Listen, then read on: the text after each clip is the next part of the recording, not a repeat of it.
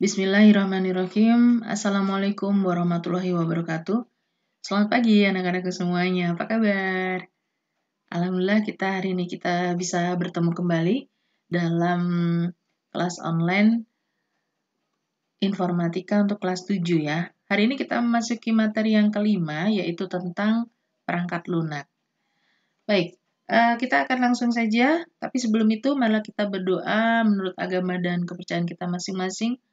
Mudah-mudahan pembelajaran kita hari ini diberikan kemudahan dalam memahami, diberikan kemudahan dalam memanfaatkan juga, dan Allah selalu melimpahkan karunia-Nya kepada kita semua. Berdoa dimulai.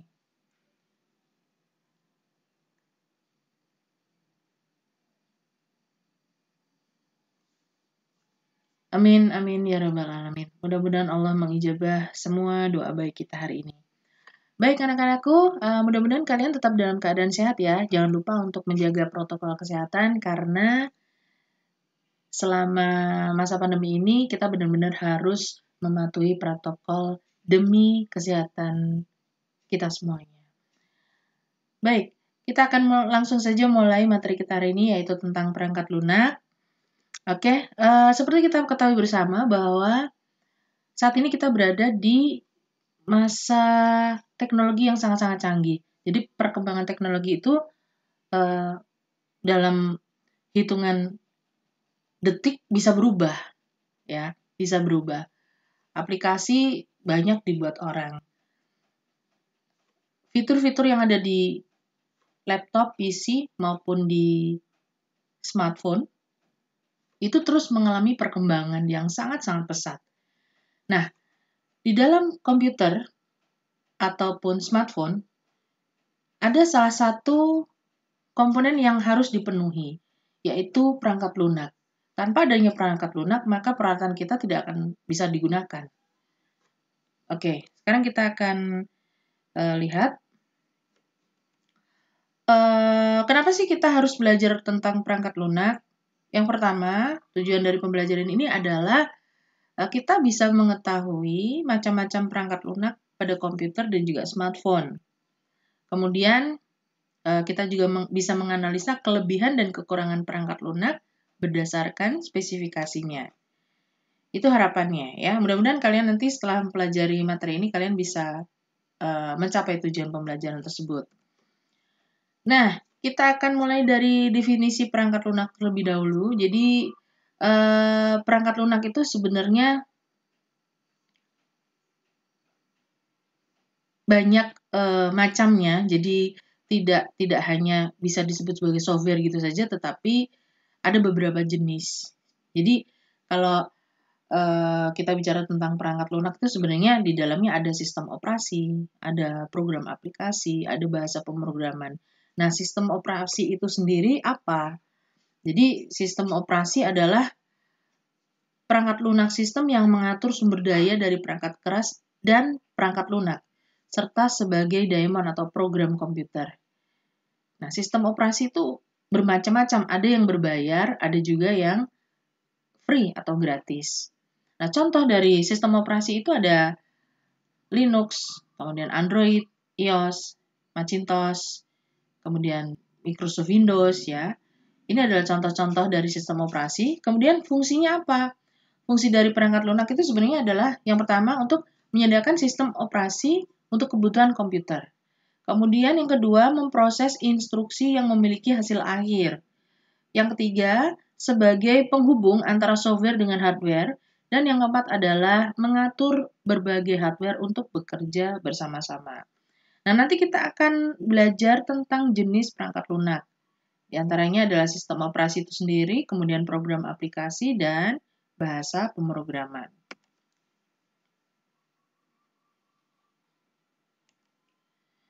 Oke, nah sistem operasi komputer. Ini kita bisa lihat ada beberapa macam sistem operasi ya. Mungkin kalian lebih familiar dengan Windows ya. Tapi sebetulnya selain Windows juga ada sistem operasi lain. ada Macintosh, kemudian ada Android, kemudian ada Linux ya. Jadi kalau kalian bisa melihat gambar-gambar icon ini jangan kaget karena sebetulnya ada banyak sistem operasi yang beredar. Cuman karena kebanyakan orang itu lebih familiar dengan Windows, jadi mungkin taunya hanya Windows saja ya. Nah, sistem operasi inilah yang akan bekerja untuk menjalankan smartphone ataupun laptop PC ya. Nah, sekarang kita akan membahas satu persatu, mulai dari sistem operasi komputernya Windows. Windows sendiri itu mengalami perkembangan ya, dari tahun 1985 sampai yang sekarang ya. Jadi setiap ada perubahan, dia biasanya akan mengganti logonya. Jadi seperti ini ya.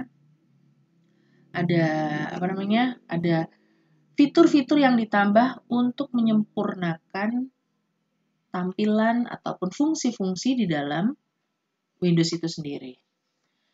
Nah, Microsoft menciptakan sistem operasi Windows pada pertengahan tahun 1980-an. Sampai hari ini sudah terdapat banyak versi Windows, tetapi versi-versi yang terbaru adalah Windows 10, dirilis pada tahun 2015. Windows 8 dirilis pada tahun 2012, Windows 7 dirilis pada tahun 2009, dan Windows Vista dirilis pada tahun 2007. Windows sudah terpasang langsung pada komputer-komputer baru sehingga membuatnya menjadi sistem operasi yang populer. Itulah sebabnya kenapa mayoritas komputer itu sudah terinstalasi Windows. Laptop pun juga seperti itu. Karena memang pada saat kita membeli itu secara otomatis sudah terpasang sistem operasi Windows. Kalau kita ingin menginstalasi sistem operasi yang lain, maka kita harus menginstal sendiri. Nah, ini adalah tampilan sistem operasi Windows-nya ya. Kemungkinan sama dengan laptop ataupun komputer yang kalian miliki. Sekarang kita akan bicara tentang Macintosh ya, atau macOS ya. Nah, Macintosh ini sendiri dibuat oleh Apple. Jadi, kalau kalian punya atau pernah melihat device atau alat-alat yang bergambar Apple, itu sistem operasinya menggunakan Macintosh. Jadi, memang ada banyak perbedaan. Jadi misalnya kalau kalian yang memiliki handphone Apple, biasanya untuk menginstal lagu tidak langsung kita copy paste seperti Android biasa ya, karena ada perlakuan khusus untuk penggunaan Apple itu sendiri. Jadi Apple itu biasanya memang lebih banyak berbayarnya, tetapi untuk keamanan datanya itu memang sangat terjaga. Nah, ini adalah tampilan dari sistem operasi Macintosh ya. Oke, kita akan lanjutkan. Nah, Macintosh ini sendiri sebetulnya memiliki pasar kurang dari 10% dari pengguna global sistem operasi.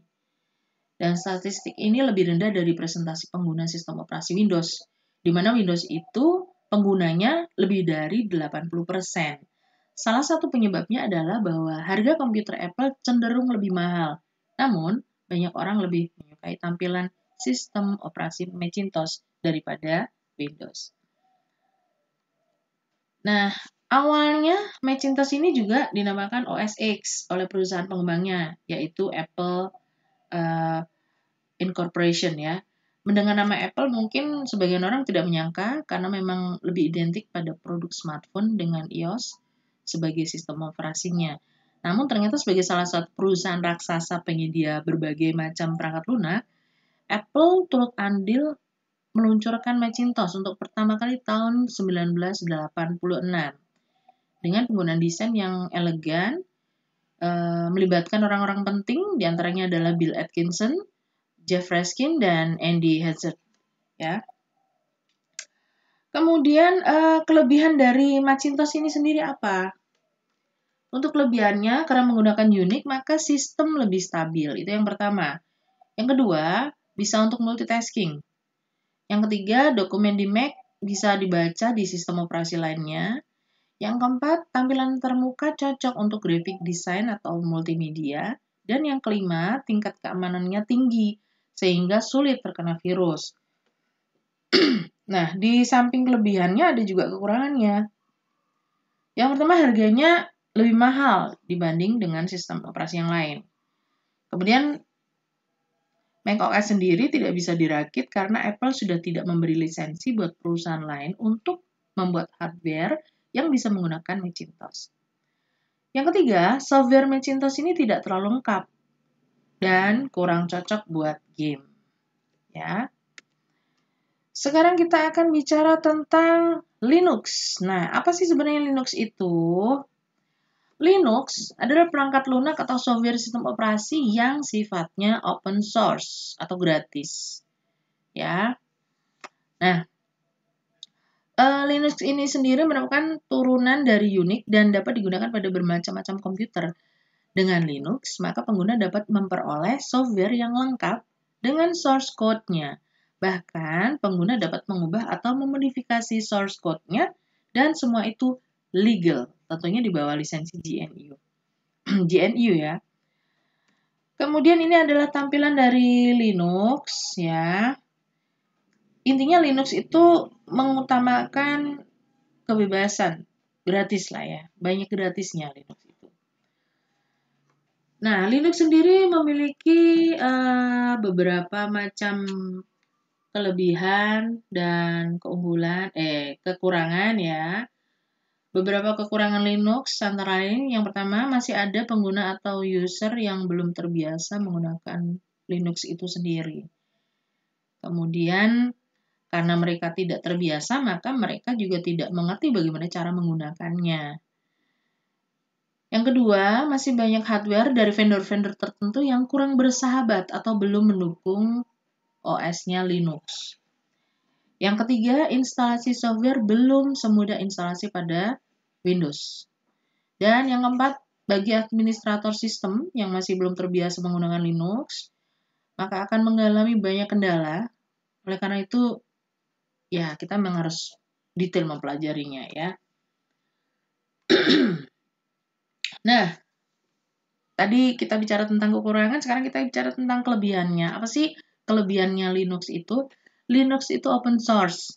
Namanya open source berarti siapapun boleh mendownload, menggunakan, men-share sistem operasi tersebut. Dan itu gratis. Ya. Jadi tidak perlu menggunakan lisensi khusus. Kemudian dia cukup aman karena Linux memiliki sifat multi-user ya. Misalnya jika ada user yang terkena virus, maka sulit menyebar ke user lainnya. Kemudian saat ini sudah banyak software atau aplikasi yang dapat digunakan oleh Windows, juga dapat digunakan pada Linux ya. Jadi Linux terus membuat perbaikan-perbaikan sehingga bisa terintegrasi dengan OS yang lain. Nah, pada OS khusus untuk server, Linux tergolong handal dan tentunya gratis, nggak berbayar ya. Sehingga banyak sekali yang menggunakan Linux sebagai operation system untuk server ya, karena berbagai macam kelebihan yang dimilikinya. Membutuhkan sedikit ruang penyimpanan untuk menginstalnya pada komputer, dan Linux dapat dikembangkan oleh siapa saja, sehingga memiliki komunitas yang banyak.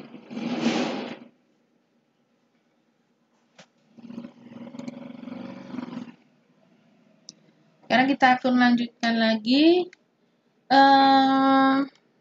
Berikutnya adalah sistem operasi smartphone ya, sistem operasi smartphone. Smartphone itu kalau kita biasanya mengenal Android ya, jadi mayoritas kita Android.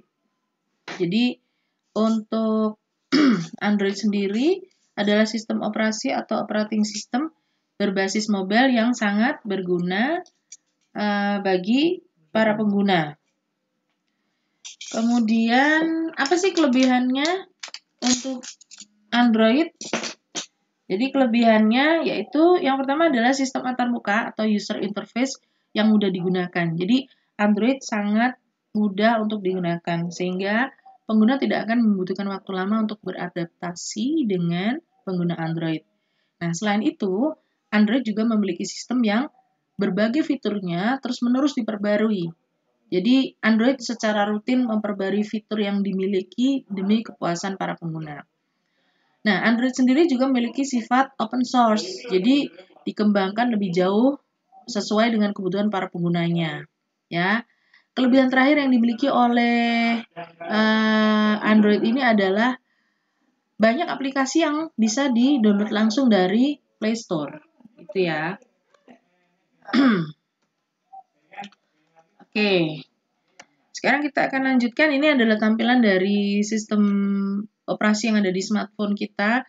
Mungkin masing-masing tampilannya berbeda, tapi sebetulnya fungsinya sama ya. Fungsinya sama. Nah, ini adalah program aplikasi yang ada di komputer. Jadi yang ini biasanya kita bisa dilihat di Windows ya. Kemudian ini adalah untuk browser ya, untuk berinteraksi dengan internet. Kemudian yang ini untuk Movie Maker untuk mengedit video. Kemudian kalau yang ini untuk desain grafis ya. Dan ini sama fungsinya untuk grafis juga. Dan ini adalah untuk fungsi tambahan. Jadi itu dan ini adalah program aplikasinya smartphone. Jadi masing-masing kalian mungkin berbeda tergantung kebutuhan. Mungkin ada yang kebutuhannya untuk grafis atau ada yang kebutuhannya untuk pembuatan video dan lain-lain. Ya, jadi pasti tergantung dari kebutuhan usernya. Nah, sekarang kita akan bahas tentang bahasa pemrograman. Jadi pada bahasa pemrograman ini ada bermacam-macam. Ya, ada Python, ada Java, JavaScript, kemudian ada C++, ada PHP, ya. Ada Perl juga. Nah, biasanya ini digunakan untuk membuat suatu sistem. Jadi misalnya, kalau kita misalnya mau membuat sebuah desain website, kita mau membuat website, kita bisa menggunakan Python atau Java, atau JavaScript juga bisa, PHP juga bisa. Jadi bahasa pemrograman ini lebih digunakan untuk membuat sebuah aplikasi. Jadi kalau aplikasi adalah produk jadinya, kalau bahasa pemrograman itu adalah bahasa yang digunakan untuk membuat aplikasi. Oke, sekarang tugasnya mudah sekali setelah kita belajar tentang perangkat lunak. Tugasnya adalah coba kalian amati HP kalian masing-masing, smartphone kalian. Tentunya banyak sekali aplikasi yang ada di dalamnya ya kan. Nah, coba kalian kelompokkan, jadi mana-mana saja aplikasi yang digunakan untuk media sosial misalnya. Karena media sosial itu kan banyak ya, ada Facebook, ada Instagram, Twitter, dan lain-lain.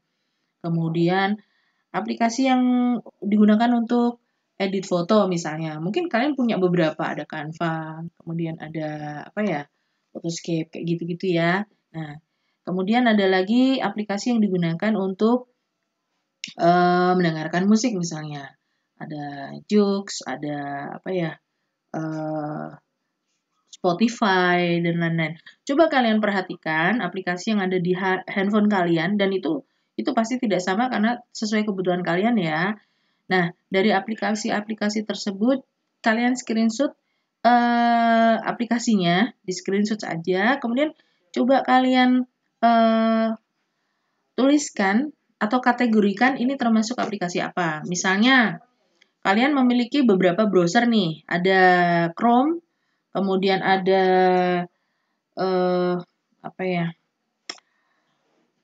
ada Opera gitu ya. Misalnya ada beberapa browser itu kalian kelompokkan sendiri. Jadi misal kategori browser yang pertama ini berdasarkan yang kalian miliki di HP ya, jadi nggak usah install. Kalau memang nggak ada ya nggak usah gitu. Misalnya kalian hanya miliki Chrome, ya udah tulis aja Chrome ya. Atau kalian hanya memiliki Opera bawaan dari handphonenya ya nggak apa-apa ditulis Opera gitu. Kemudian untuk aplikasi media sosial misalnya, kalau kalian hanya memiliki WhatsApp ya udah tulis aja WhatsApp.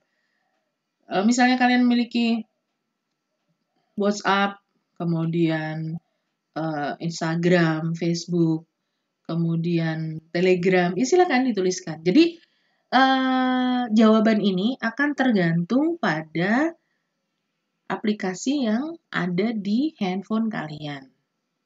Ya, simpel kan ya? Oke. Kira-kira itu yang bisa Bu Krisna sampaikan pada hari ini. Nanti jika ada pertanyaan yang ingin disampaikan, silakan kalian tuliskan di kolom chat ya. Kita akan bahas bersama-sama. Terima kasih sekali atas perhatiannya. Mohon maaf atas segala kekurangannya. Sampai ketemu lagi di lain kesempatan. Wassalamualaikum warahmatullahi wabarakatuh.